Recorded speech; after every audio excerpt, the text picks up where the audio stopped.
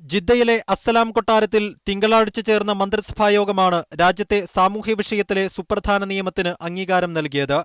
Civil സൈനിക വിഭാഗങ്ങളിൽ ജോലി ചെയ്യുന്ന തൊഴിലാളി ഏതെങ്കിലും തരത്തിലുള്ള പീഡനത്തിനിരയാവുകയോ മറ്റുള്ളവർ പീഡിപ്പിക്കപ്പെട്ടതായി ശ്രദ്ധയിൽപ്പെടുകയോ ചെയ്യുന്ന പക്ഷം സ്ഥാപന അധികൃതരെ വിവരമറിയിക്കണം.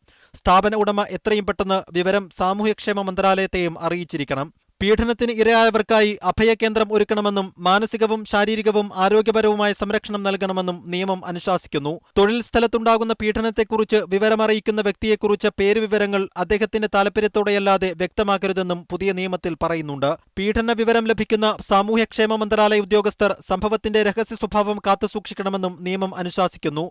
എല്ലാ ഇനത്തിലും പെട്ട പീഡനത്തിന് അറുതി വരുത്തലാണ് പുതിയ നിയമത്തിന്റെ താൽപര്യമെന്ന് മന്ത്രിസഭാ തീരുമാനം മാധ്യമങ്ങൾക്ക് മുമ്പിൽ വിശദീകരിച്ച സാംസ്കാരിക വാർത്താവിനിമയ മന്ത്രി doctor Abdul Aziz Muhiddin Khoja വ്യക്തമാക്കി. അസ്ഹർ പുള്ളിയിൽ, മീഡിയ 1, റിയാദ്.